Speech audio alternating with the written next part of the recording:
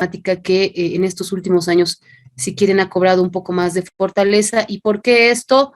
Porque también la administración tributaria ha emitido normativa, más que todo para clarificar algunos aspectos de su aplicación, ¿no? Siendo que nosotros tenemos convenios de doble imposición desde el año 76, ¿no? Que es nuestro primer convenio con la Argentina.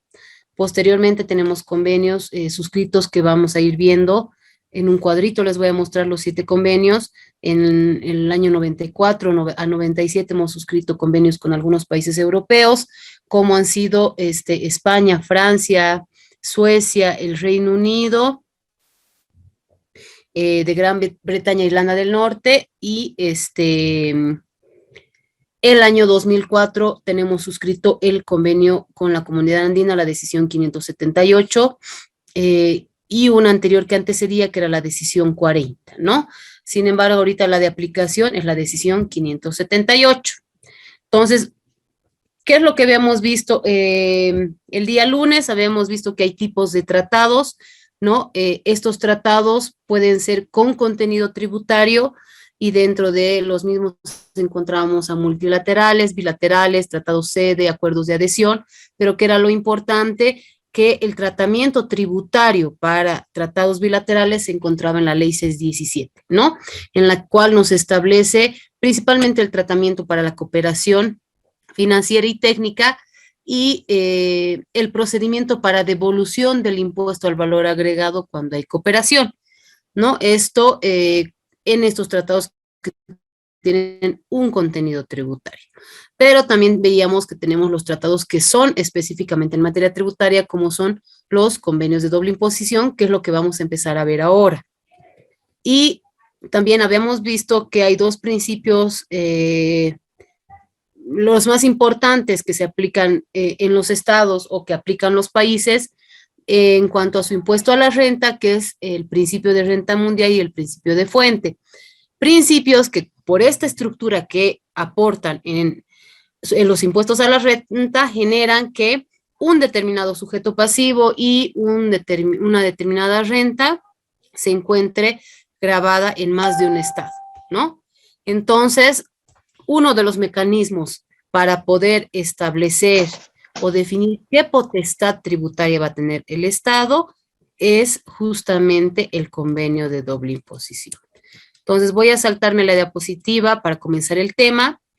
Entonces, a partir de hoy vamos a ver, hoy el viernes vamos a ver la aplicación de los convenios, qué disposiciones tiene la administración tributaria al respecto, y cómo vamos aplicando estos acuerdos, ¿no? Es importante ir viendo primero la estructura que tienen este tipo de instrumentos internacionales para entender su aplicación y también poder utilizar los beneficios que un convenio nos da. En el ejemplo que les había dado el día lunes, les comentaba que puedo yo como profesional prestar un servicio en algún país como por ejemplo la Argentina, Colombia, que son países que tienen renta mundial. Nosotros somos un país fuente, ¿no es cierto? Entonces, ¿qué pasa si yo presto servicios en el otro estado? Ese estado posiblemente, si tiene un gravamen para no residentes, va a quererme gravar esa renta, ¿no es cierto? Y en el caso que yo haga la prestación de servicios desde el Estado boliviano o realice la prestación en el Estado boliviano, posiblemente también las disposiciones normativas de mi Estado van a hacer que se grave esa renta, ¿no es cierto? Entonces ahí podemos ver que yo como sujeto pasivo voy a estar grabado en un país y en el otro, desde donde presto el servicio y en donde se hace efectiva, si quieren, esa prestación, ¿no es cierto? Entonces, para eso se han suscrito como uno de los instrumentos para poder determinar la potestad tributaria. Eso va a ser un convenio de doble imposición, determinar la potestad tributaria de uno de los estados, ¿no? Esta potestad tributaria puede atribuirse solo a un estado, puede atribuirse a ambos estados con limitaciones, ¿no? O simplemente puede establecer casuísticas en las que sí se va a grabar y se va a compartir esa potestad, ¿no? Entonces, ¿qué es importante ver en la aplicación de los convenios? Los convenios tienen, si quieren, tres partes importantes. La primera parte es una generalidad de aplicación, es decir, primero nos establecen algunos elementos de alcance, de definición, en sus primeros 5 artículos, ¿no? Del 6 al 21, todos los convenios de doble imposición nos establecen esa potestad tributaria que les digo, es decir, el Estado a quién va a gravar, ¿no? O perdón, qué Estado va a gravar en realidad. El Estado fuente o el Estado donde existe la residencia. Y por último, tenemos una tercera parte de los convenios que también establecen ciertas generalidades para poder aplicar de mejor manera el convenio, que ya lo vamos a ver de manera muy puntual. ¿Por qué les hago énfasis en esto? Porque cabalmente desde la gestión 2017, desde el 31 de diciembre del 2017, con aplicación a partir del 2018, la Administración Tributaria nombra agentes de información a todos los contribuyentes que van a aplicar convenio, sea como agentes de retención o sea como beneficiarios, ¿no? Y es importante que tengamos en cuenta esto porque cuando mandan la información, muchos contribuyentes cometen el error de señalar en aplicación de convenio los primeros artículos o los últimos artículos, cosa que no es correcto. Ya vamos a ir viendo de manera puntual cuando veamos el tema del procedimiento que ha establecido la administración, cómo debería aplicarse, ¿no? Entonces, ¿cuál es el primer elemento que vamos a tener en cuenta? El más importante, diría yo, para aplicar un convenio de doble imposición o un CDI, que es el término que voy a ir utilizando, es el tema de la residencia. El alcance que tienen los convenios se enmarca en la residencia en sus residentes, perdón, de los estados contratantes, ¿no? En los residentes de los estados contratantes. ¿Qué quiere decir? Que si yo tengo la residencia de uno de los dos estados o de alguno de los estados suscribientes del convenio, yo puedo aplicar los beneficios que me va a otorgar el convenio de doble imposición. ¿Cuál es el siguiente elemento importante que yo debo fijarme? ¿Qué impuestos están alcanzados? Generalmente, cuando aplicamos convenios de doble imposición, están alcanzados los impuestos tanto a la renta como para el patrimonio. En el caso de Bolivia, los impuestos en los CDIs con los países europeos, y algo les comentaba el día lunes, se encuentran el RC-IVA, el IUE y el IT, ¿no? En cambio, con el convenio con la Argentina y la Comunidad Andina, solamente lo aplicamos en el IUE y el RC-IVA, no así en el IT. Y además estos convenios, por la data que tienen y porque se enmarcaban en nuestra anterior constitución política, incluyen a los convenios, a los impuestos de propiedad de bienes. En la actualidad, estos impuestos ya se encuentran bajo las potestades exclusivas de los gobiernos autónomos. Por lo tanto, a la fecha no tenemos, digamos, una aplicación directa de estos convenios, ¿no? Sin embargo, no hay mucha influencia porque vamos a ver ahorita lo que es la aplicación ya de esa potestad tributaria, y cuando veamos esta potestad tributaria vamos a ver que cuando hay propiedad de bienes inmuebles se respeta la fuente, ¿no? Entonces no tendríamos mucho problema con la aplicación de estos impuestos en los convenios. No tenemos casuística de todas maneras a la fecha. Entonces, el primer elemento, la residencia. El segundo elemento, el impuesto que se va a aplicar. Puede ser el impuesto a la renta o al patrimonio. Muchos se preguntarán, ¿el IGF ingresa en la aplicación de los convenios? Pues puede ingresar en la aplicación de los convenios siempre que el mismo convenio lo establezca, ¿no?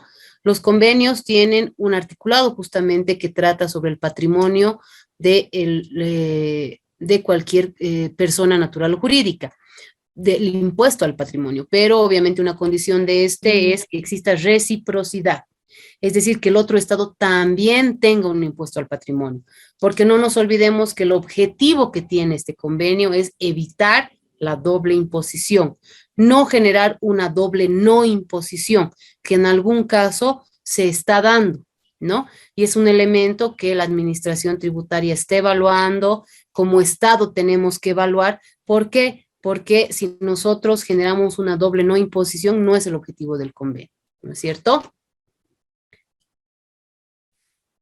Continuando con esta parte general o de generalidades que tienen los convenios de doble imposición, el primer elemento que habíamos tocado, que era la residencia, es importante definir o ver cómo se va a definir este tipo de concepto, ¿no? Entonces, el artículo 4 de todos los convenios, y bueno, ahí hacer una pausa y comentarles que los convenios de doble imposición siguen una misma estructura, y para eso ustedes van a ver el modelo de las Naciones Unidas y el modelo de la OECD.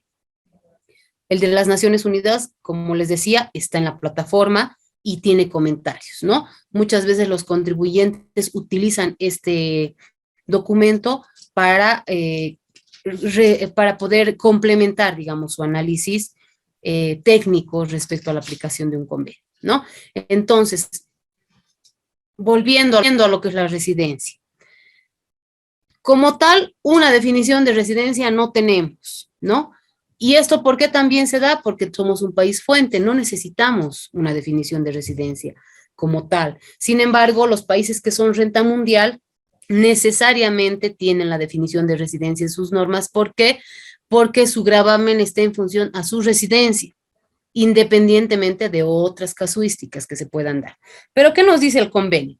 El convenio nos dice que va a ser residente de un estado toda persona que en virtud de la legislación de ese estado se encuentre sujeta a gravámenes, ¿no? Y esto puede darse por domicilio, por la residencia misma, la sede de dirección, en el caso de personas jurídicas. Les pregunto, ¿saben qué es la sede de dirección? En muchos casos se dice sede de dirección efectiva en los convenios. No sé quién me puede comentar qué entendería por sede de dirección, que es un término muy utilizado en los convenios, ¿no?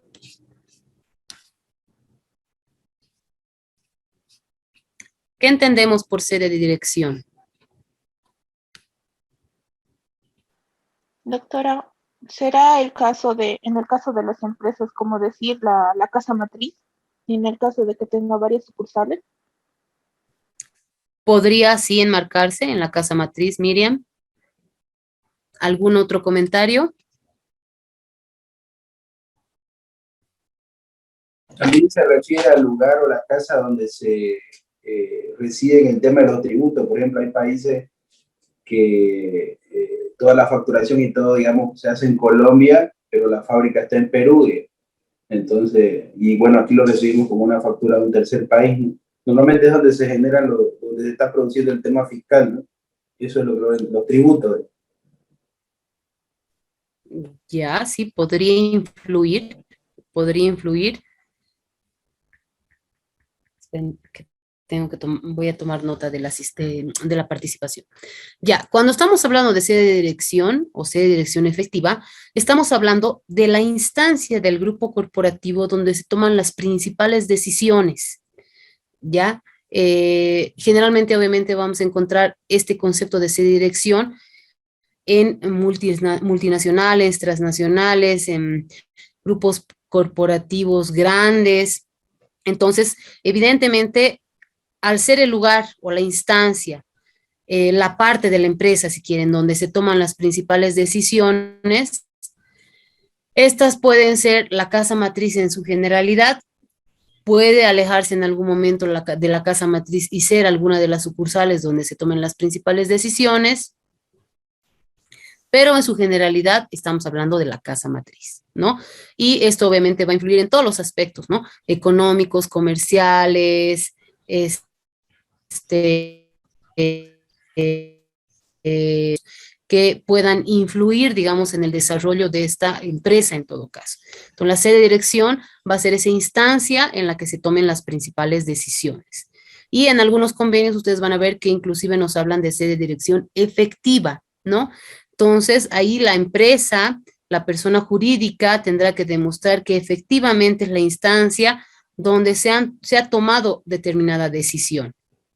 Porque también una empresa puede tener más de una sede de dirección, pero tener una sola sede de dirección efectiva. Entonces, eso va a ser un elemento que en muchas legislaciones va a considerarse como residencia, ¿no? ¿Qué pasa en nuestro caso? Les decía, nosotros no tenemos una definición de residencia, sin embargo, ¿qué vamos a considerar? La norma, o en este caso el convenio, nos dice que en vez, bajo nuestra legislación, la ejecución de alguna actividad comercial, de alguna actividad lucrativa, genera ciertas obligaciones, ¿no? Y nuestra definición, en todo caso, de domicilio fiscal, se va a enmarcar en donde desarrollemos esa actividad económica.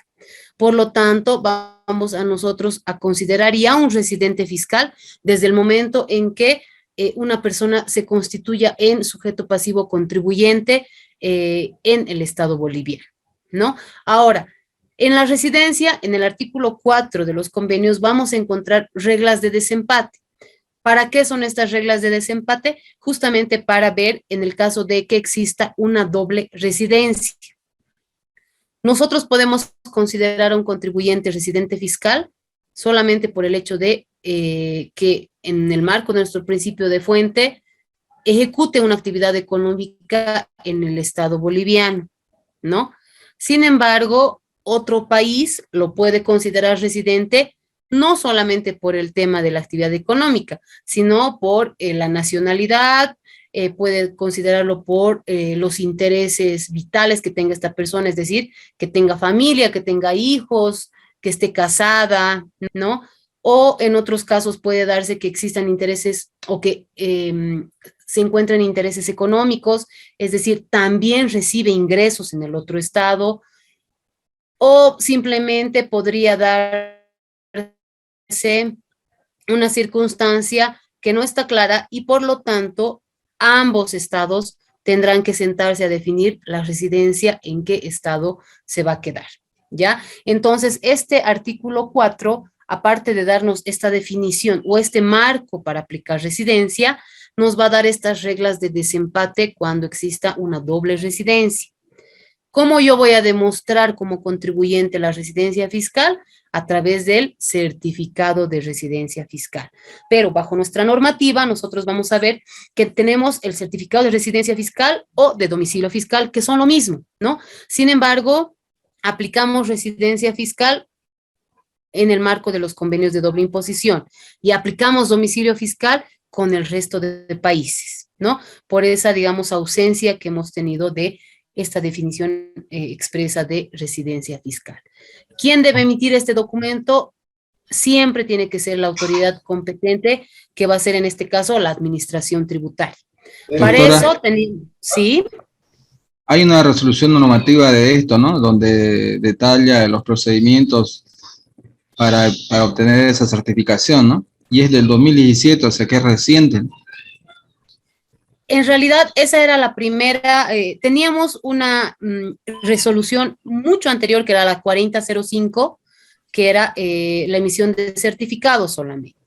Después, sí, evidentemente la gestión 2017, el 31 de diciembre, se emiten estas dos resoluciones, la de residencia fiscal, la de los certificados de residencia fiscal o domicilio fiscal, y la de convenios de doble imposición, que es la 30, ¿no? Ajá. Pero el año 2020 se sustituye esta resolución de los certificados de residencia y domicilio fiscal por una resolución mucho más general, donde ya abarca todos los tipos de certificados o certificaciones que emite la administración.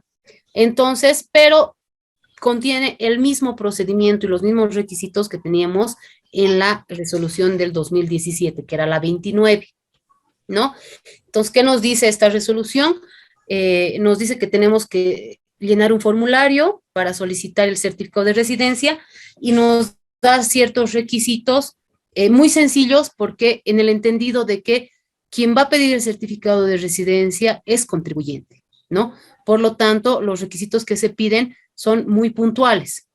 Por ejemplo, les digo, si un dependiente necesita un certificado de residencia fiscal, tiene que adjuntar su certificado de trabajo al formulario solamente.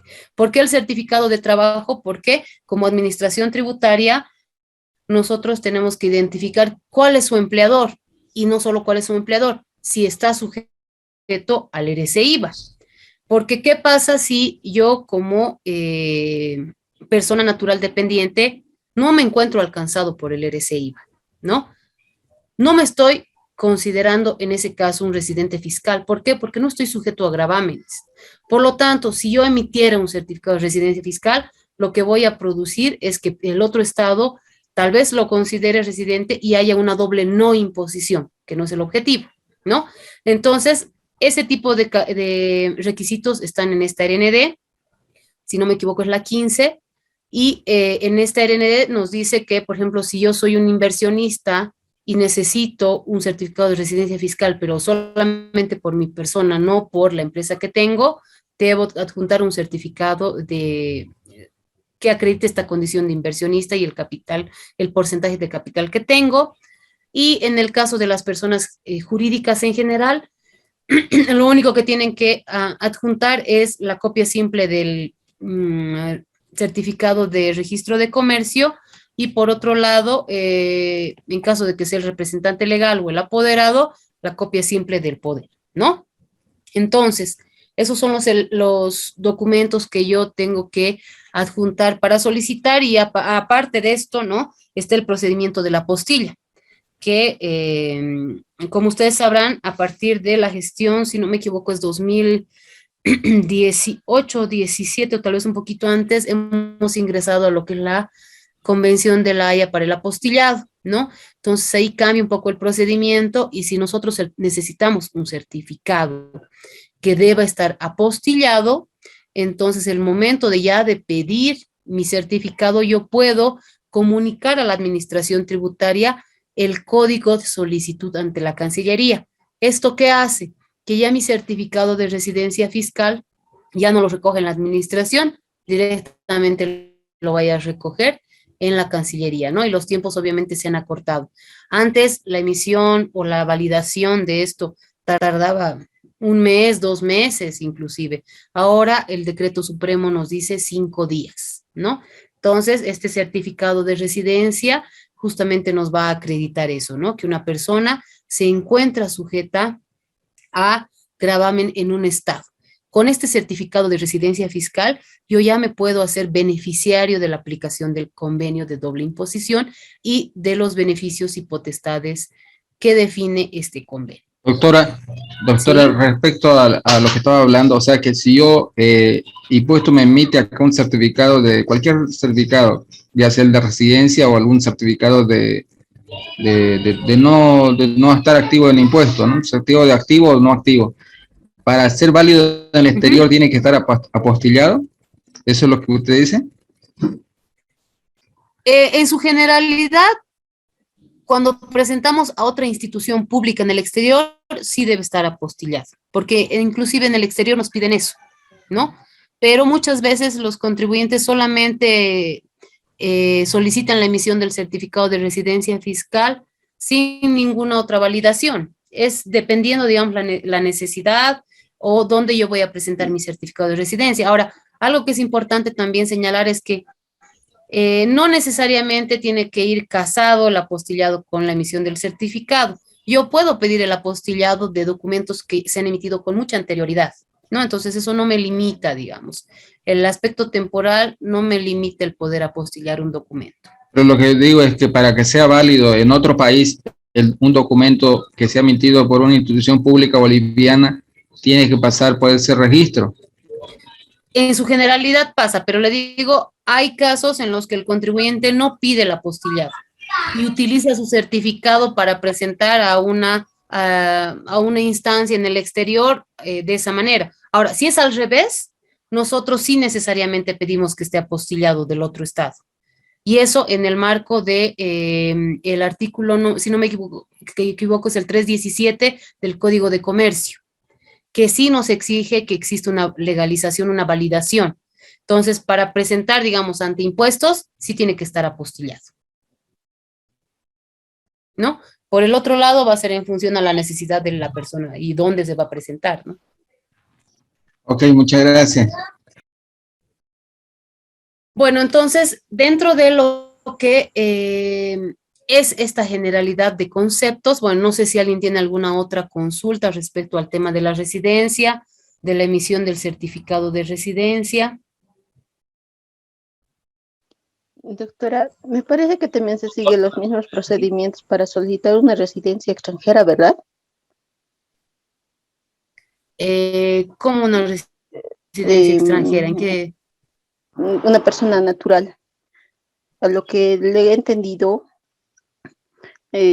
cuando quieres sacar tu residencia como persona natural por ejemplo, en Argentina, creo que necesitas también el respectivo certificado apostillado, ¿verdad? Claro, lo que tenemos que un poquito diferenciar, digamos, es una residencia habitual, ¿no? De lo que es la residencia fiscal.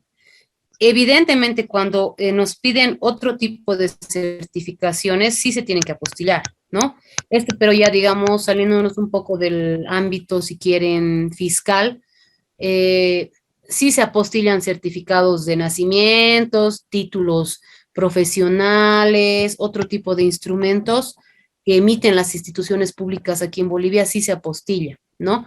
Y donde ustedes van a encontrar, digamos, ese detalle, lo van a encontrar en la misma página de la Cancillería, porque inclusive estos trámites en la Cancillería sí tienen un costo. En la administración tributaria el certificado o cualquier tipo de certificados es gratuito, pero ya para apostillar, sí estos documentos tienen un costo, entonces ahí van a ver ustedes todo el detalle de documentos, ¿no?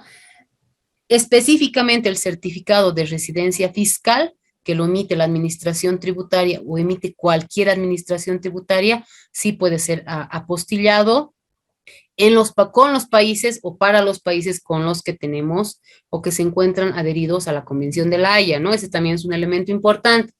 Porque, ¿qué pasa si emitimos un certificado de residencia fiscal, por ejemplo, para, a ver, ¿qué jurisdicción nos encuentra?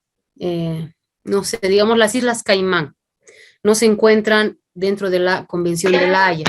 Entonces, en este caso, sí tengo que hacer todo el procedimiento de validación ante el Viceministerio de Política Tributaria, el Ministerio de Economía, el Ministerio de Relaciones Exteriores.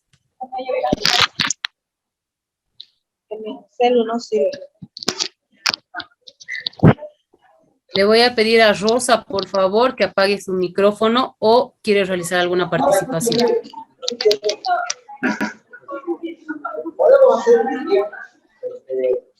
Rosa Guardia.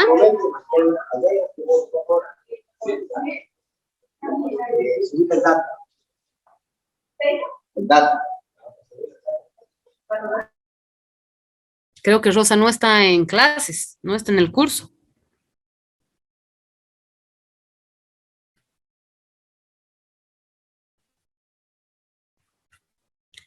Ya, entonces, bueno, eso es lo que tenemos que tener en cuenta para el tema de residencia fiscal, ¿no? El certificado va a ser el instrumento que me va a confirmar esa residencia fiscal.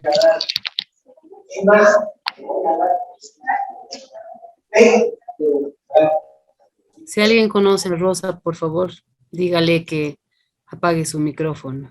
Yo la voy a escribir, doctora. Muchas gracias. ¿Cuál es el otro elemento importante que tenemos que tener en cuenta al momento de aplicar los CDIs? Es este otro concepto que es el establecimiento permanente. Oh, perdón. A ver, antes de ingresar al establecimiento permanente, vamos a ver esta casuística rapidita para clarificar cuándo voy a aplicar el convenio. Aquí tenemos 3 escenarios. Un primer escenario donde existe residente de uno de los estados, en ese caso puedo aplicar convenio. Cuando ninguno de los dos intervinientes en la transacción tiene residencia, no aplica el convenio. Y cuando hay una doble residencia, va a haber una regla que va a definir residente en qué estado está, ¿no? Para aplicar los convenios de doble imposición, tenemos que definir una sola residencia. Siempre tenemos que definir una sola residencia. Entonces, este primer elemento es la residencia. ¿Cuál es el segundo elemento? Es el establecimiento permanente. Si ustedes se fijan los sujetos pasivos del IUE, dentro de los sujetos pasivos tenemos lo que es el establecimiento permanente. pero no tenemos la definición del establecimiento permanente, ¿no? De igual manera, los impuestos a la renta en la generalidad de los países sí establecen qué es un establecimiento permanente. Pero a diferencia de la residencia, dentro del convenio sí nos va a definir qué vamos a entender por establecimiento permanente. Y comentarles ahí que generalmente quienes van a generar un establecimiento permanente van a ser los no residentes, es decir, los extranjeros que vengan a ejecutar alguna actividad económica o comercial en nuestro estado, ¿ya? En ese marco nosotros tenemos que identificar que hay 3 elementos importantes para definir un establecimiento permanente. El primer elemento va a ser el lugar fijo de negocio, la base fija. ¿A qué se refieren los convenios con base fija? Se están refiriendo a un lugar estable, ¿no? Es decir, a una tienda, a un inmueble, a una oficina, un lugar fijo, donde se va a desarrollar la actividad. Ahora, ¿qué pasa con el lugar fijo? Esto está muy ligado a un aspecto no solamente espacial, sino también temporal. Si ustedes revisan los últimos convenios suscritos o los comentarios de las Naciones Unidas o de la OECD, generalmente se dice que cuando existe una habitualidad de esta empresa, de este negocio, por más de 183 días o 6 meses, ¿no? Ya vamos a considerar que hay un establecimiento permanente. Pero yo tengo que tener en cuenta todos estos elementos: lugar fijo, el aspecto temporal y además que exista una actividad comercial. Y ya les voy a explicar por qué. Pero la actividad comercial, la actividad lucrativa va a ser importante para definir un establecimiento permanente, ¿ya? Y en ese caso, cada convenio va a listar algunas de las oficinas o partes de la empresa que se van a considerar establecimiento permanente. En este caso vamos a decir que podría ser un establecimiento permanente, una sucursal, una oficina, un taller, una fábrica. En el caso minero, en el caso de hidrocarburos, tenemos las minas, los pozos, las canteras. También puede haber establecimiento permanente cuando hay algunas actividades de construcción, y eso es lo que vamos a ver. Estas actividades de supervisión, de montaje, de ejecución de una obra de construcción van a establecer también un tiempo, digamos, mínimo para que se pueda constituir en establecimiento permanente, ¿no? Entonces, bueno, por ejemplo, uno de los convenios que tenemos, que es el con España, señala que en el caso de construcciones de montaje, tiene que haber un trabajo, si quieren, de más de 12 meses. Es decir, ¿qué pasa si una empresa española viene y ejecuta una obra en 6 meses? A ojos del convenio, eso no se va a considerar establecimiento permanente. Por lo tanto, ¿quién va a gravar? Solamente va a gravar el estado de residencia. Es decir, en este caso, solamente va a gravar España, ¿no es cierto? Y Bolivia tendría que estar, si quieren, sacrificando ese gravamen, ¿no? Esa carga fiscal, y solamente estaría grabando el otro estado. Eso es lo que va a producir un convenio de doble imposición, ¿no? En muchos casos que nosotros sacrifiquemos nuestra carga fiscal y tengamos que aplicar una exención directa. Ahora, Doctora, ¿por qué les decía que tiene que haber? Doctora, ¿sí? ¿Y si se pasa eso, como dice, 6 meses, pero siempre las obras se alargan? ¿Hay un control por parte de impuestos o es que es una obligación reportar, digamos, que el contrato se amplió y por ende la empresa queda más de 6 meses y corresponde ya la tributación al estado donde opera la empresa, ¿no? Al estado fuente. Sí, en este caso, justamente a partir del RND del 2017, ya hay un mecanismo de control de la administración tributaria, ¿no? Entonces, uno de los elementos, los pagos, por ejemplo, a una empresa española podrían ser, y por un tema de construcción, podrían ser esta información que tienen que enviar de manera mensual quienes hagan estas remesas o estos pagos, ¿no? Pero ese es un primer elemento que la administración podría considerar para controlar. Dicho, sino de otro modo, la empresa, si tiene un contrato firmado, por ejemplo, por más de 18 meses, digamos, ¿no?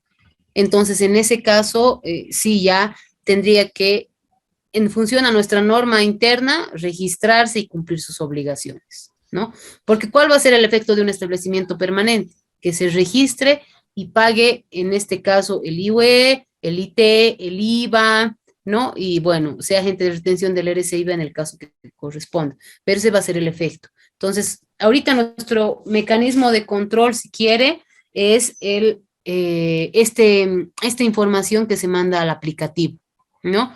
Donde vamos a ver más adelante ya nos da luces, digamos, de qué artículo están utilizando, qué convenio están utilizando, cuál es el importe, a quién se está remesando, quién es el beneficiario, etc.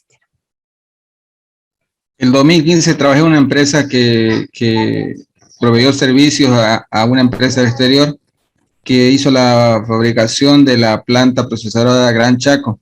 Y recuerdo que hubo varios, ¿cómo se llama? Adenda, se fue así ampliando el contrato, y bueno, lo que usted me dice, básicamente es un control que tiene que tener impuestos más que de la empresa, ¿no?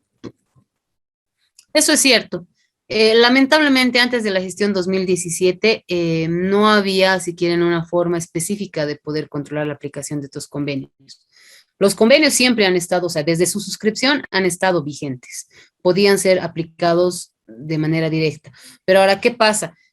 Que cuando una empresa, pónganse en el ejemplo que usted me da, su obra era de 6 meses, ¿no? A luces del convenio, digamos que era una empresa española, no sé de dónde era la empresa, pero digamos que era una empresa española.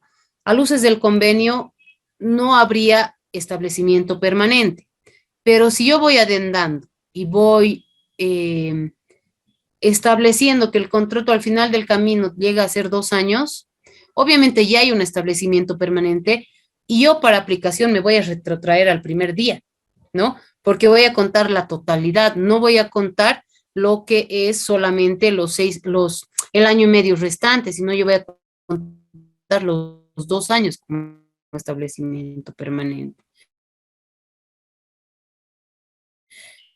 Es cierto, si quiere al posible contribuyente, de que corresponde su registro, ¿no?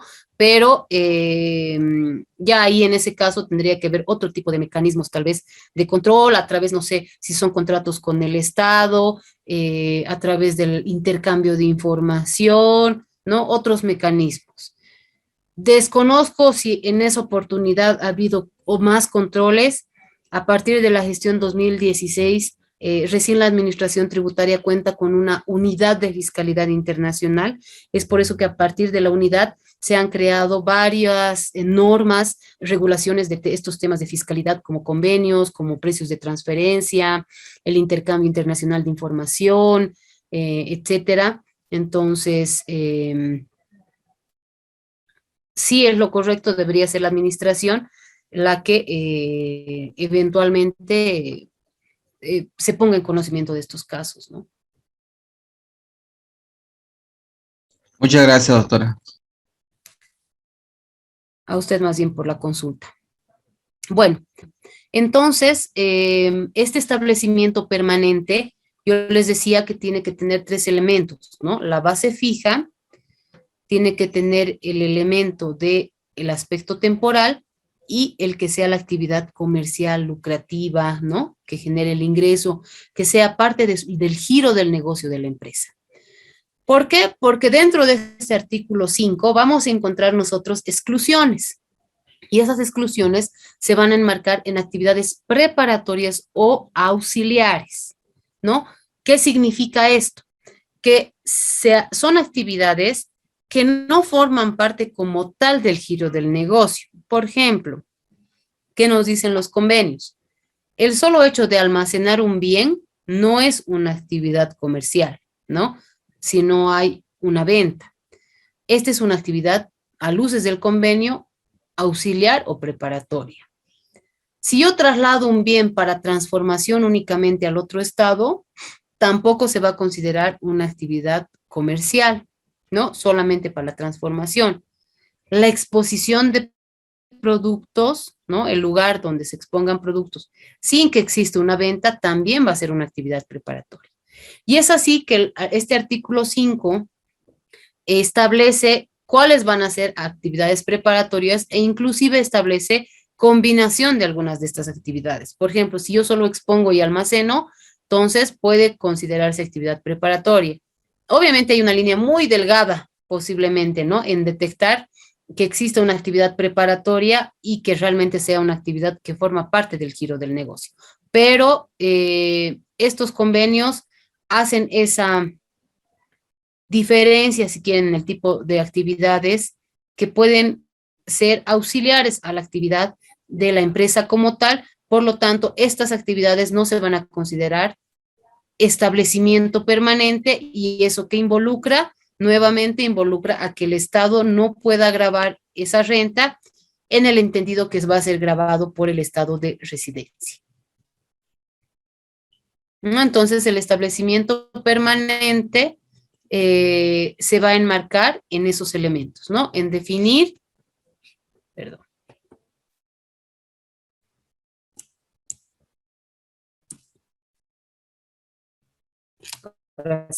En definir que este no residente que está haciendo una actividad en Bolivia, en este caso, se constituya o no en establecimiento permanente, ¿no? Este artículo 5 nos va a dar esa claridad respecto a la aplicación. Generalmente, les reitero, pueden estar aquí las sucursales, una oficina, e inclusive podría considerarse el establecimiento permanente un agente, es decir, una persona que forma parte de la empresa y que viene a negociar ciertos contratos y cerrar ciertos contratos, ¿no? Entonces, también se puede considerar como un establecimiento permanente de la otra empresa. Y eso va a estar enmarcado en qué nos dice el convenio de doble imposición específicamente. Entonces, hasta este artículo 5, habríamos visto toda esta generalidad de aspectos que nos van a ayudar a aplicar de mejor manera los convenios de doble imposición.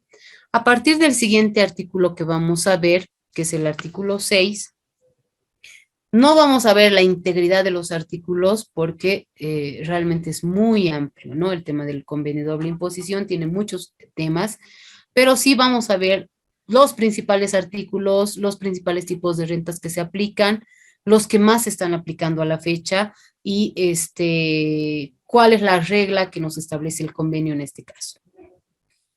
Como les decía, a partir del artículo 6 se comienza con definir cuál es la potestad tributaria del Estado. En este caso vamos a ver que este artículo nos habla de las rentas que produzcan bienes inmuebles, ¿no? Y en este artículo no tenemos mucha complicación porque ¿qué nos dice este artículo? Que se van a gravar únicamente en el estado donde se encuentre el bien. Entonces, este artículo respeta fuente, ¿no es cierto? Si en Bolivia, si yo soy una argentina que tengo bienes en Bolivia y producto de esos bienes tengo rentas por alquiler, pónganse, entonces, ¿qué estado va a grabar? Va a grabar Bolivia, ¿no es cierto? Yo que tengo que existe un convenio de doble imposición Argentina-Bolivia, al respetar fuente este artículo, entonces la Argentina tendrá que dejar de gravar el ingreso de su residente argentino y solamente Bolivia será quien grabe, ¿no? Eso nos dice este artículo. Como les digo, no tenemos mucha dificultad en su aplicación porque respeta fuente más que todo. ¿Cuál es el siguiente artículo que sí tenemos una aplicación amplia? En realidad podría decir que el 90% de las transacciones que se aplican en el marco de convenios de doble imposición se circunscribe a este artículo, ¿no? En todos los casos de los convenios de doble imposición. Y es beneficios empresariales. ¿Por qué? Porque aquí vamos a ver todas las rentas que se graban o las remesas que se realizan por las prestaciones de servicio a no residentes. ¿Qué nos dice este artículo? Nos dice que la regla es que se grave solamente en residencia, a no ser que exista un establecimiento permanente en el otro estado, ¿no? Y obviamente se va a gravar en proporción solamente a la actividad de ese establecimiento permanente. Esto es, como les digo, lo que generalmente se aplica. ¿Por qué? Si yo hago una prestación de servicio, o en todo caso, pongámoslo al revés, ¿no? Si una empresa peruana me presta un servicio en el Perú, ¿no? O desde el Perú, en condiciones normales, pues, es decir, sin convenio, de seguro yo tendré que hacer la retención del IUEB. Es decir, al momento de realizar la remesa, voy a retener el 12.5, ¿no? Y voy a utilizar el formulario 530. Sin embargo, ¿qué pasa cuando tenemos una aplicación de convenio? En ese caso, el convenio me dice que solamente se va a grabar en residencia a no ser que haya establecimiento permanente. En mi ejemplo, la empresa me ha prestado el servicio desde el Perú, ¿no?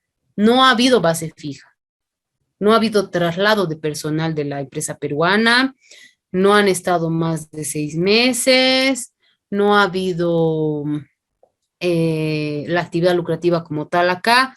Por lo tanto, si no ha habido estos 3 elementos, no ha habido un establecimiento permanente. Entonces, ¿qué va a pasar? Yo voy a hacer la remesa por el pago de este servicio sin retención, ¿no? Por aplicación de convenio, yo voy a dejar de retener este 12.5%, pero lo que sí voy a hacer es respaldar esa remesa con el certificado de residencia fiscal de el residente del otro estado, porque el residente del otro estado es quien se está beneficiando del convenio en realidad, ¿no es cierto? Y yo como eventual agente de retención solamente voy a informar a la administración tributaria. Eso ya lo vamos a ver un poquito más adelante cuando veamos qué nos dice este RND 30 ya de manera más puntual. Pero en el caso de este artículo, solamente se va a grabar en residencia, a no ser que exista un establecimiento permanente. Ahora, ¿qué pasa si la empresa sí tiene establecimiento permanente en Bolivia? Como les decía, va a tener que registrarse, va a tener que cumplir sus obligaciones tributarias como cualquier contribuyente, es decir, va a estar sujeto al IVA, al IT, al IUE, el 200, el 400, el 500, ¿no? Dependiendo, digamos, cuál es la actividad que estaría desarrollando. Pero este va a ser el tratamiento que vamos a tener cuando hay beneficios empresariales. Doctorita, no le entendí muy bien lo que acaba de explicar. O sea, si hay una empresa que tiene beneficios empresariales, yo le envío el IUEB, ¿no? Pero si tiene el registro de residencia en ese país, con este convenio, yo solo informo impuestos y no retengo el tributo. Exactamente. ¿Por qué? Porque el convenio de doble imposición está definiendo, está determinando qué estado puede gravar y qué estado no va a gravar. Entonces, al decirme el convenio de doble imposición que solamente va a gravar el estado de residencia, si es un residente de un país con el que tengo convenio, entonces yo dejo de hacer la retención del IUEB. Y esta regla se va a aplicar siempre y cuando no haya un establecimiento permanente por parte de quien me está prestando el servicio, ¿no? Por eso les decía en el ejemplo, si es una empresa que me presta el servicio desde allá, ¿no? O inclusive puede hacer tal vez traslados a Bolivia para temas puntuales, pero no pasa de los 6 meses, no tiene base fija, entonces tampoco va a haber establecimiento permanente. En esos casos, también yo voy a respetar la regla del convenio, ¿no? Que es que solamente grave el estado de residencia. Ahora, eso significa... Perdón, sí. Aquí, para respaldarme, yo tengo que exigirle un certificado de residente en ese estado. Por ejemplo, con Chile hay convenio, ¿no? No, no tenemos con Chile. Entonces no aplica. No aplica. Estaríamos hablando de Perú, Colombia, Ecuador, Argentina, en el caso de Latinoamérica, si quiere, y tenemos con países europeos como es Francia, España, Suecia, Reino Unido y esos 4 que tenemos con los países europeos. Pero tenemos que tener en cuenta que con el Reino Unido de Gran Bretaña e Irlanda del Norte están involucrados lo que es Inglaterra, Escocia, Irlanda y Gales, si no me equivoco. ¿no? Entonces, esos son los convenios que a la fecha tenemos suscritos. Con esos residentes sí vamos a aplicar estas reglas y evidentemente la aplicación es directa, ¿no? Y eso es importante resaltarlo y gracias por la pregunta, porque en muchos casos los contribuyentes piensan que tienen que hacer un trámite ante la administración tributaria para aplicar el convenio. Y no es así, ¿no? La exención que establece el convenio, porque si se dan cuenta, para el otro estado, digamos, en el caso del ejemplo, para Bolivia, va a significar exencionar, ¿no? ¿Por qué? Porque el otro estado va a gravar. Entonces, en esos casos, la aplicación es una exención directa, no necesita hacer un trámite. Sí hay un artículo que es el siguiente que vamos a ver, que es el único caso donde se hace una acreditación, pero porque la casuística es diferente, ¿no? El beneficiario no se encuentra en el exterior como en el resto de artículos. El beneficiario se encuentra en territorio boliviano.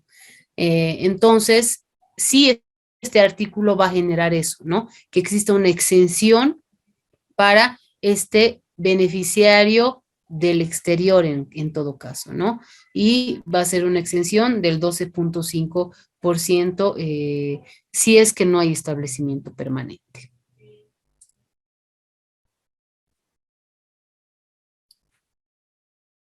No sé si hay alguna otra pregunta respecto a este tema.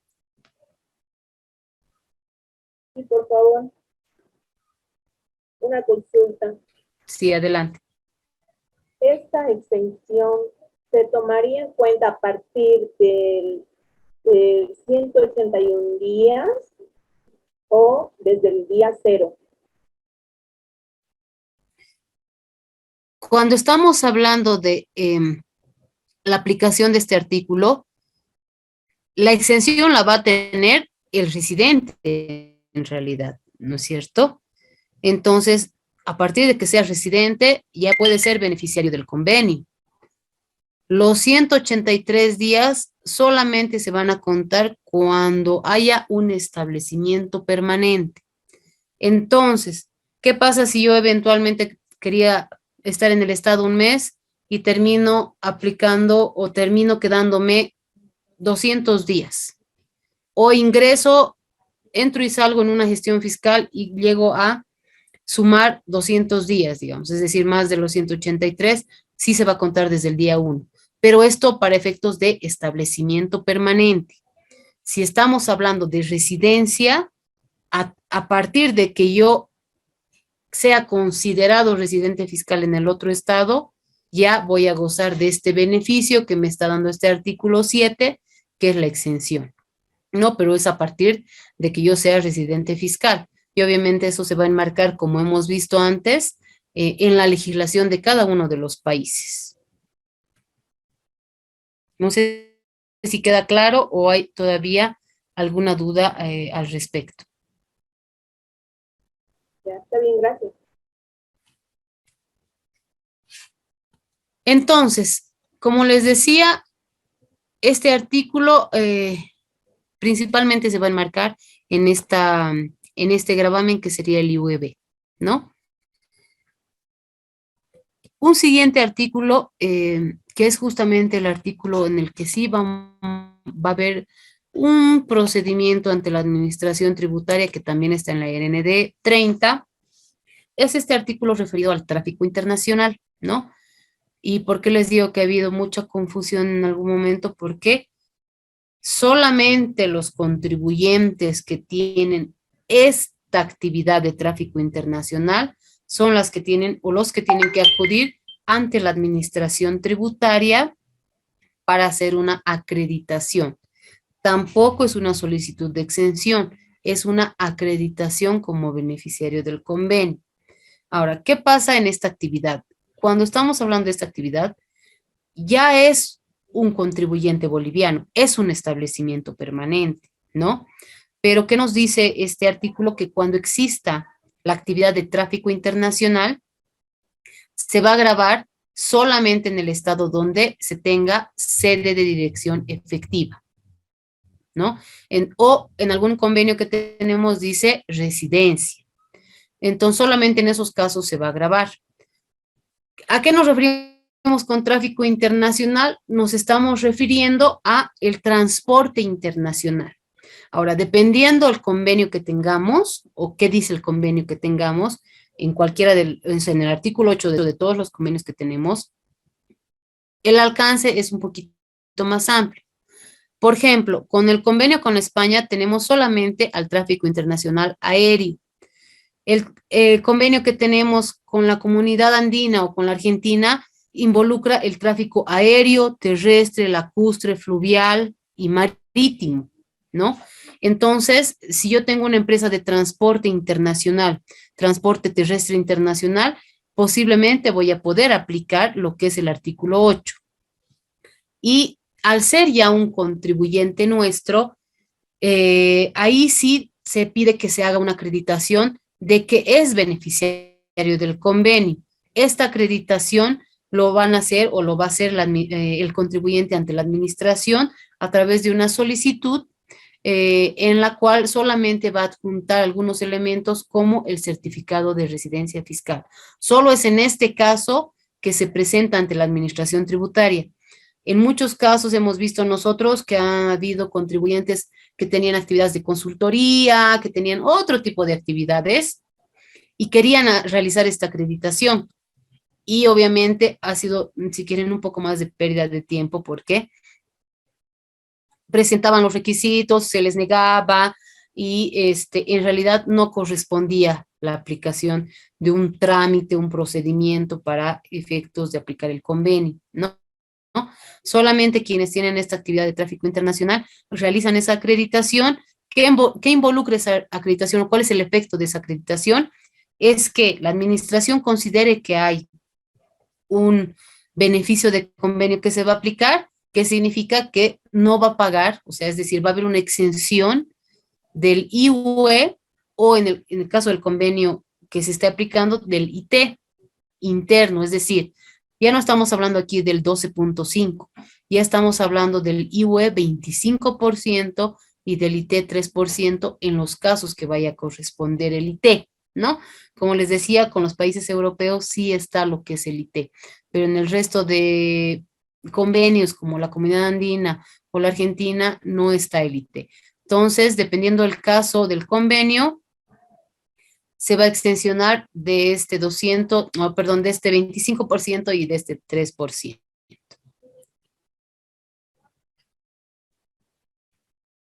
¿Alguna consulta hasta ahí? ¿Queda claro este tema del tráfico internacional?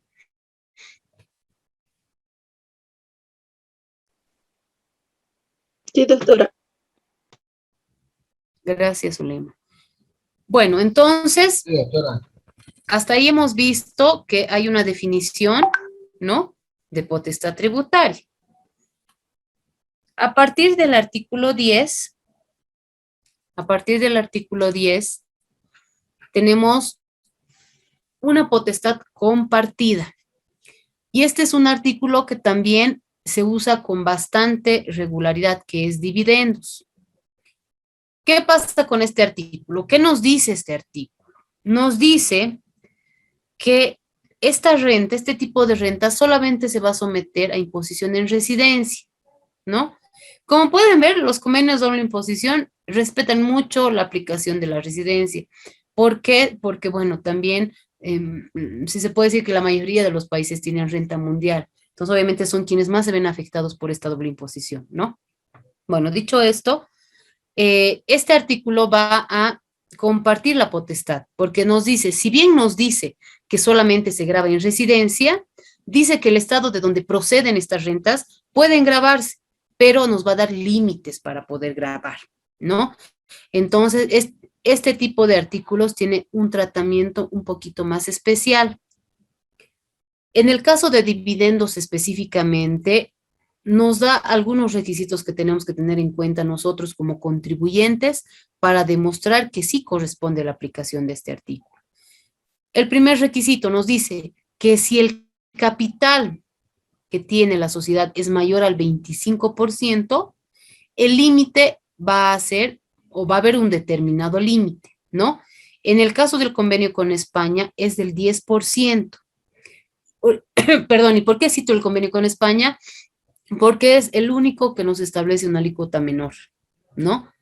Y nos dice que en el resto de casos, es decir, si yo tengo un capital del 10%, del 15%, del 20%, me van a gravar en el otro estado hasta el 15%.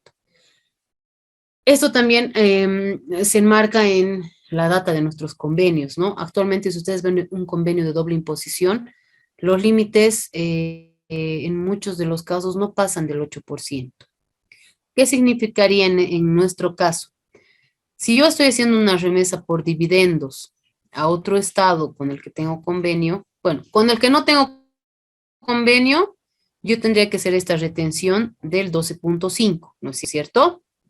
Pero si yo veo que existe un convenio, reviso este artículo 10 y me dice que puedo reducir esa tasa, en el caso de con España, al 10%, entonces yo ya no voy a retener el 12.5, voy a retener el 10%. Y esta retención, ya obviamente ya no voy a utilizar el formulario 530, voy a utilizar el formulario 591, que es el formulario habilitado para este tipo de casos, ¿ya?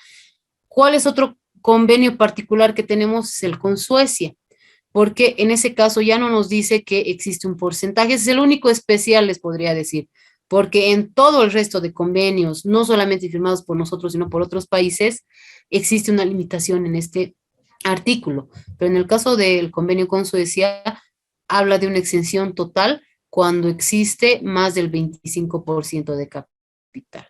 Ahora, ¿cuáles son esos elementos que yo les decía que tendríamos que cumplir? Primero, obviamente la residencia es un elemento fundamental. De igual manera, yo tendré que pedir un certificado de residencia fiscal de a quien estoy remesando. Tendrá que haber algún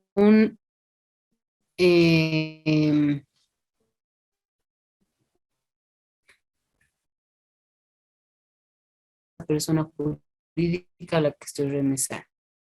Va a ser el propietario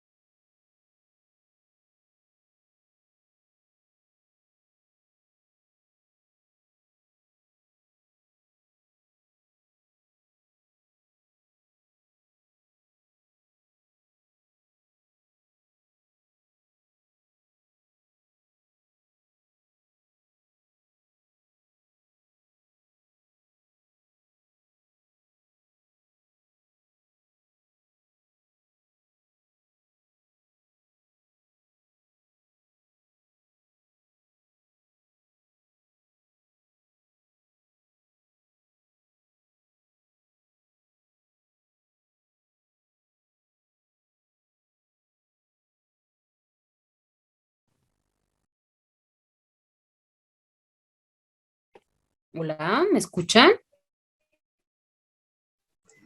Fuerte y claro, doctora. Doctora, creo que se ha cortado. ¿Desde dónde no me han escuchado? La última parte, doctor. De Suecia, creo que Última estaba parte no comentando. me han escuchado, ¿no? Ya. Estaba hablando de Suecia. Sí, de la linda Suecia.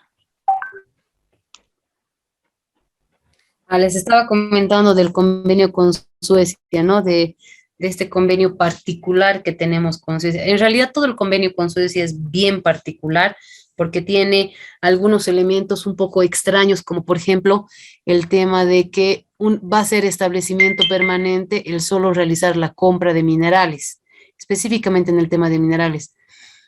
Yo les digo particularmente con todos los años que llevo viendo convenios de doble imposición, he tratado de encontrar una lógica a eso y bueno, no encuentro porque la compra como tal no me va a generar un lucro, ¿no? Pero bueno, tiene este artículo o este convenio en todo caso tiene de particularidades, y ese es el caso que se da con el tema de dividendos, ¿no? Porque en este caso les decía que este convenio me dice que si yo tengo más del por ciento de capital, va a haber una exención total, ¿no?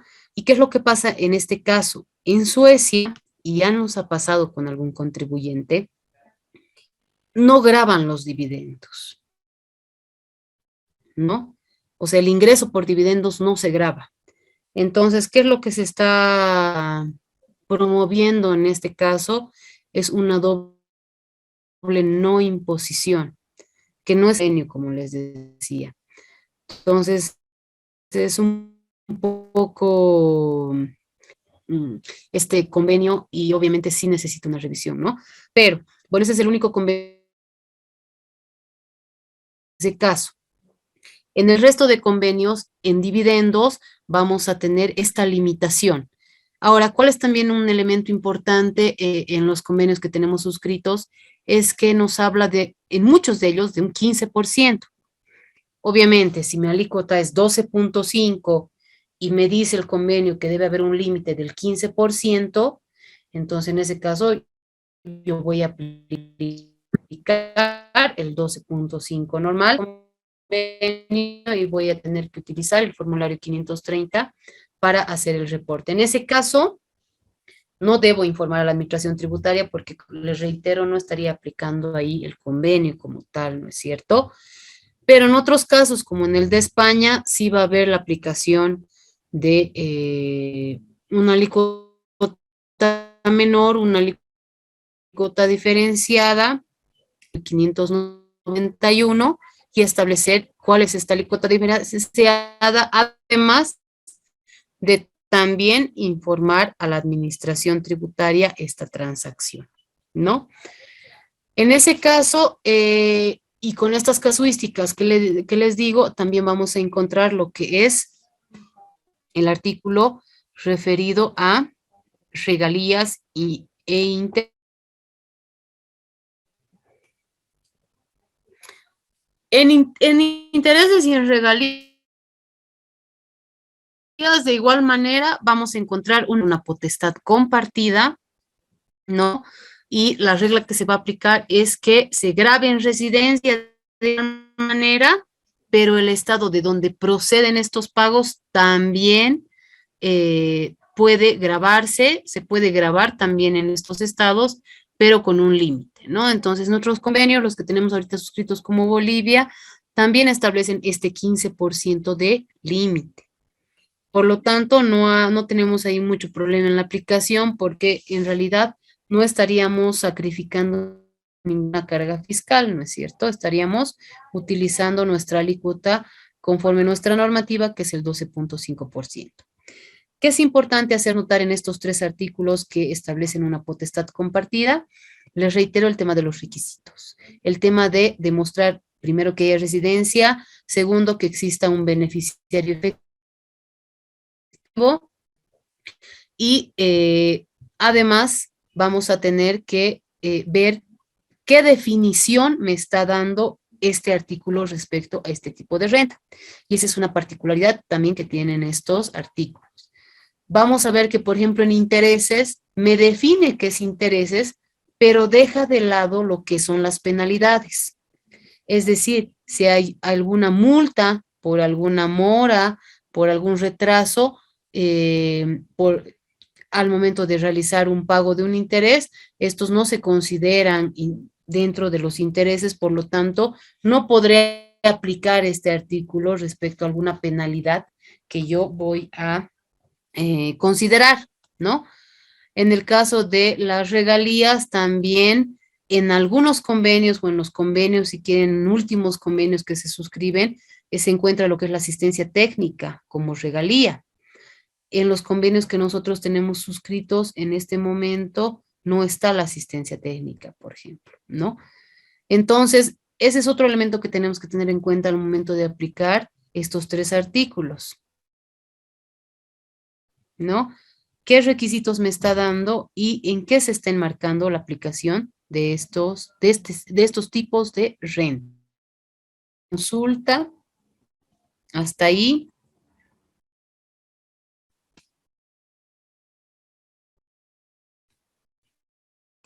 Doctora, una consulta, buenas noches. No sé si aplica Sí, adelante. este tema, no sé si puede aplicar para el tema de Herbalife. El tema de Herbalife, si bien en todos los que son distribuidores y tienen una escala de ellos de jerarquía, reciben algunas regalías por ese servicio que prestan. Entonces, eso también está sujeto a este convenio, doctora, porque tengo entendido acá que Herbalife tiene una representación, ¿no?, en Santa Cruz de la Sierra, ¿no?, en el Parque Industrial más precisamente. Y bueno, a ellos le han indicado, tengo conocimiento Sí. Bueno, en el caso, digamos, sí, que se registren en el Servicio de Impuestos Nacionales para que emitan factura, ¿no? Entonces, no sé si podría, si aplicaría o podría darme una orientación respecto al tema de las regalías, doctora, por favor.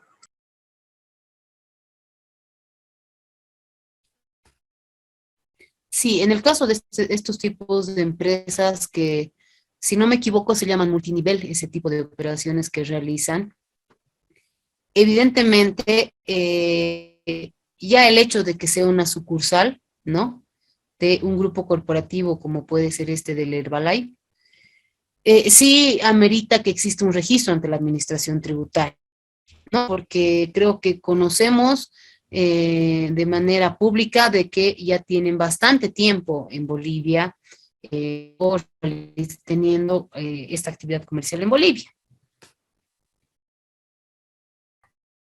¿Me pueden escuchar? Sí, doctora, se le escucha. Doctora. Ya, pienso que me parece que se estaría congelando la pantalla. Entonces, les decía, ¿no? En ese caso, sí. Ahora, ¿qué pasa?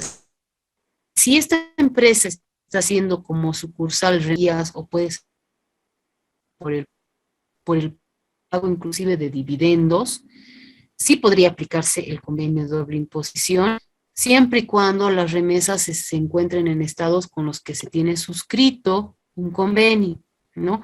En esos casos sí podríamos aplicar, pero les vuelvo a comentar que ahorita, digamos, los límites, las limitaciones que tenemos en tasas nos benefician como Estado, por lo tanto sí debería existir una retención, ¿no? En este caso sí podría existir una retención. Ahora,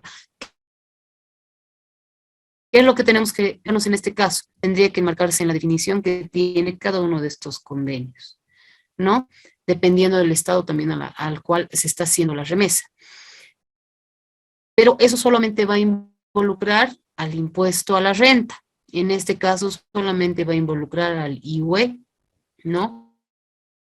En el resto de casos, obviamente, si hay una sucursal y hay una actividad comercial, va a tener que registrarse, va a tener que emitir la factura correspondiente y va a tener que estar cumpliendo los deberes formales y materiales conforme nuestra normativa solamente.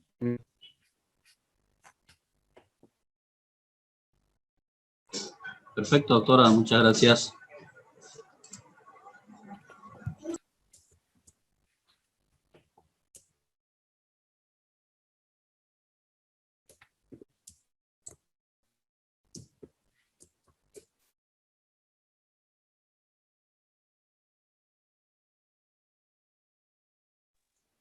Doctora, también en este caso los que venden café Cococh, que dicen también tendría que registrarse igualmente como Herbalife, porque ellos también van vendiendo y tienen sus Están respectivos. cumpliendo las condiciones, digamos.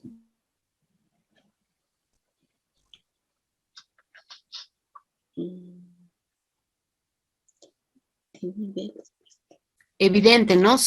Si están en tipo de empresas, pueden enmarcar su figura a un establecimiento permanente, ¿no es cierto? Porque tienen esta actividad comercial, llevan bastante y además que tienen justamente una base fija, un lugar donde se desarrolla, o sea, más allá, digamos, de la distribución que hacen por parte de estos multiniveles que utilizan para la ejecución de su actividad.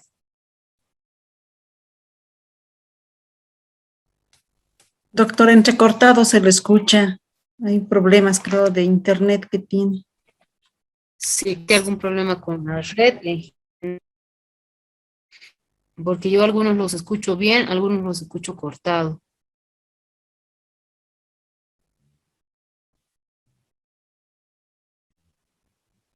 ¿Se me escucha ahora? Se escucha entrecortado, está un poco inestable la señal.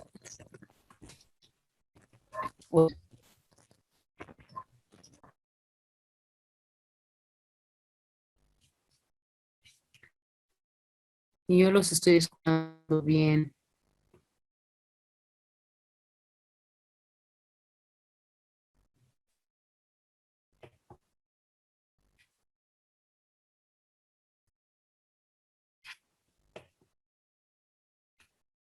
¿Ahora me pueden escuchar?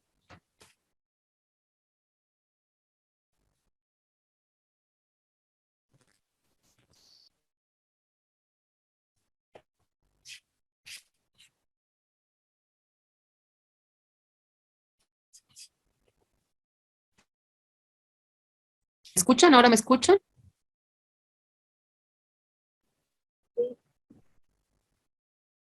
Sí, le escuchamos, Sí, doctora. doctora.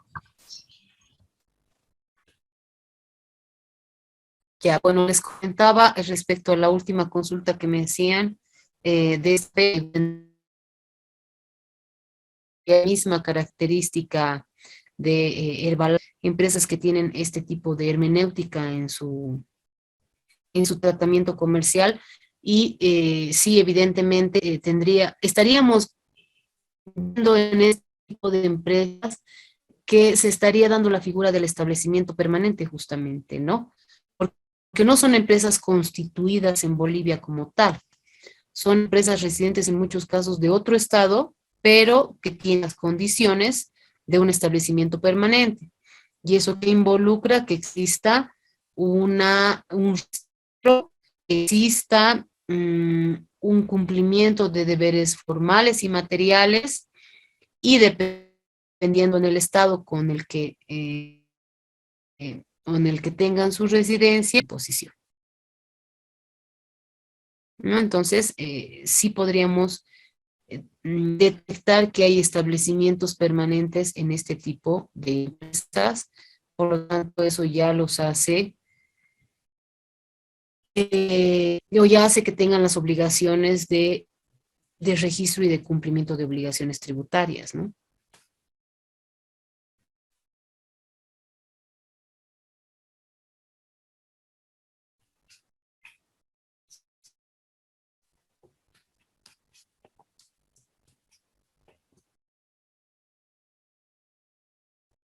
Les voy a compartir mi pantalla, ¿la pueden ver?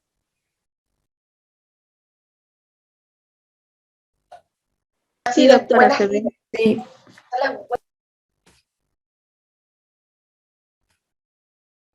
Ya, para ir concluyendo con esta sesión,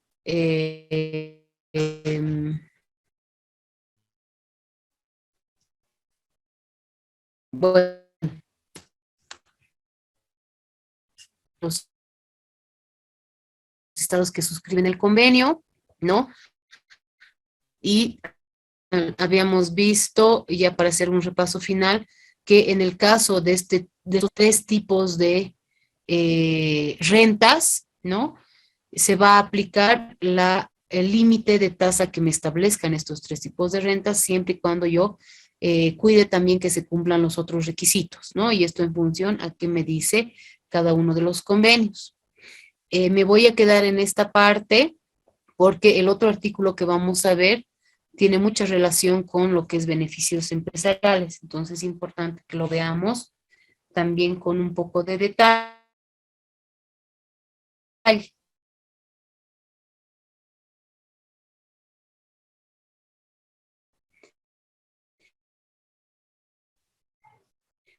No la escucho, doctora. Hola, ¿me escuchan? ¿Ahora me escuchan? Ahora sí. Lo escuchamos, pero se pierde en algunos momentos su voz, tal vez porque está el internet muy bajo, está absorbiendo mucha banda ancha su cámara, tal vez eso puede ser, o puede revisar tal vez su módem, ¿no?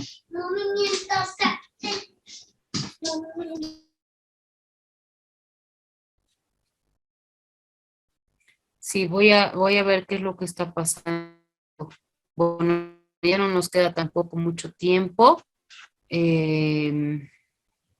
Por favor, me dicen si si en algún momento se pierde.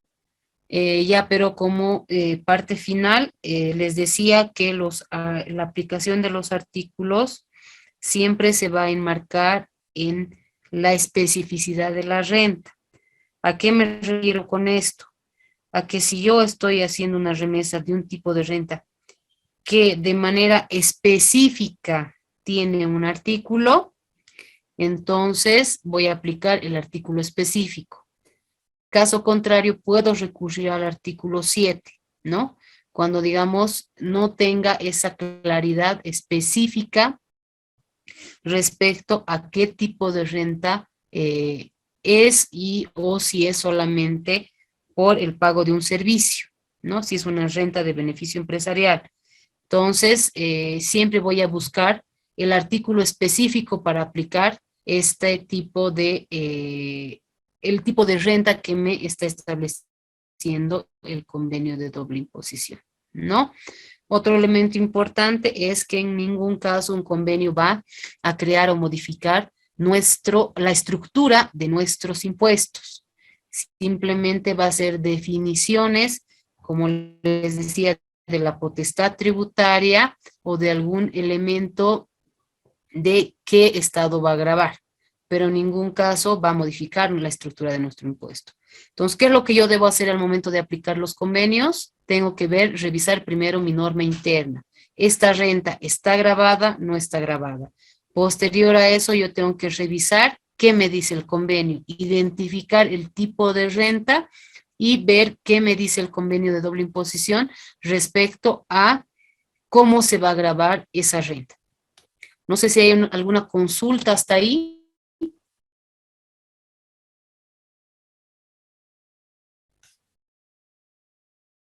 Sí, doctora, una consulta tengo yo. Solamente en el caso de Suecia está exento. En el caso de Cuba. No tenemos convenio de doble imposición con Cuba. Ya, pero y entonces en el caso de nuestros convenios de imposición solo es consulta. Ah, ya. Ya. Sí, gracias, doctor. No, de nada. Esta exención es solamente para dividendos, ¿no? En el caso de Suecia. Solo en este tipo de rentas tenemos esta exención total. O sea, en el tratamiento general de la renta de dividendos, los otros convenios establecen alícuotas límite, ¿no? Porque como les decía, en este artículo, en el 10, hay una potestad compartida en todos los casos, ¿no? Ahora, obviamente, hemos visto que en otros artículos, como el 7, como el 8, el 6, uno de los dos estados no va a disminuir, va a liberar de su carga tributaria a una determinada renta, ¿no? Entonces ahí sí vamos a encontrar que hay exenciones que se tengan que aplicar. ¿Alguna otra duda? ¿Comentario? ¿Consulta?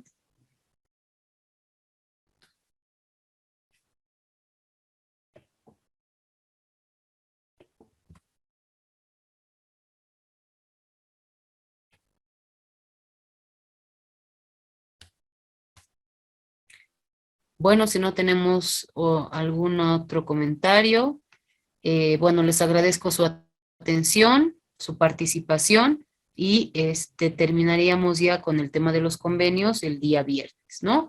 Y vamos a revisar un poquito de esta RND que hemos ido comentando hoy, que es la RND número 30, y cuáles son los procedimientos que la administración tributaria está aplicando, que ya los hemos ido comentando de a poquito en la sesión de hoy, pero vamos a reforzar un poco estos procedimientos que tiene la administración tributaria. Doctorita, antes que se vaya, o sea, que en resumen estos convenios de doble imposición buscan realmente definir quién es la sede específica, la casa matriz efectiva para poder aplicar el impuesto de la fuente o la renta en un determinado país y ahí a esa empresa aplicarle los impuestos que corresponda. ¿De eso se trata todo esto? Sí. ¿Por qué se firman los convenios de doble imposición? Obviamente, aparte del objetivo que es evitar la doble imposición, es también generar inversión, ¿no es cierto? Porque así una empresa no va a sufrir cargas tributarias en más de un estado, ¿no? Entonces, eso hace que exista, si quieren, mayor inversión en los países como los nuestros. Nosotros no somos un exportador de capital, ¿no? O de inversión en todo caso. Entonces, sí, evidentemente estos convenios van a definir qué estado va a gravar esa renta, ¿no? Una renta específica. Y para esto vamos a tener que considerar elementos como la residencia, cuál es el país fuente, hay establecimiento permanente, qué requisitos adicionales me está dando el convenio, ¿no? Pero sí, lo que van a hacer los convenios de doble imposición es definir qué estado va a gravar, ¿no? Entonces, para eso tenemos que tener la claridad, digamos, de si esa renta va a estar grabada en ambos estados, por ejemplo, y ahí poder aplicar lo que es el convenio de doble imposición. En ese camino también van a hacer las preguntas del examen, así como usted lo plantea. Sí, muchas preguntas capciosas. No van a ser, van a ser bien sencillas más bien. De acuerdo a lo que hemos ido reiterando. Tranquilo, Marcelo, ya que el examen hecho, ¿no? El Marcelo anda pensando ya desde ahorita en el examen. Hay que estar... ya quiere que concluya el diplomado, creo. No, lo que pasa es que por la experiencia de otros, la verdad que no somos acá ninguno abogado, doctora, ¿no? Todos los que estamos pasando diplomados, creo que nadie es abogado, ¿no? Y los últimos cursos que hemos tenido, han tocado cada docente que es abogado y bueno, no entendemos algunas cosas. Estamos aprendiendo, estamos conociendo, pero en la terminología nos perdemos. Pero bueno, todo se aprende, ¿no? Y vamos captando nuevos conocimientos, que es el propósito del diplomado, pues, ¿no? Sí, no, y esta temática que estamos viendo ahora en este último módulo, les diré, es muy importante, ¿no? Y bueno, evidentemente yo he visto el perfil de ustedes y muchos de ustedes son contadores y están en estas ramas económicas. Yo en la universidad también doy clases a estudiantes de contaduría pública, ¿no? Y justamente, si bien soy abogada de profesión, mi campo del laboral, yo soy jefe de fiscalización y de fiscalidad internacional en la administración tributaria. Entonces, como pueden ver, siempre trato también de no usar términos muy legales, si quieren, porque mi diario es mi relación con contadores, con auditores, con economistas, ¿no?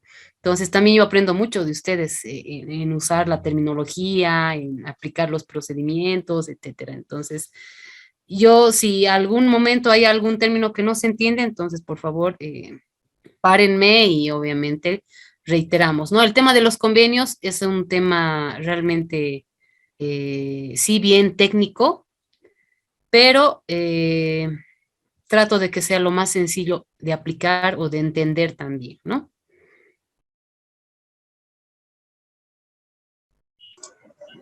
Excelente, doctora, muchas gracias. Gracias a ustedes más bien por la atención y si no hubiera ningún otro comentario o consulta, entonces nos estaríamos viendo el día viernes.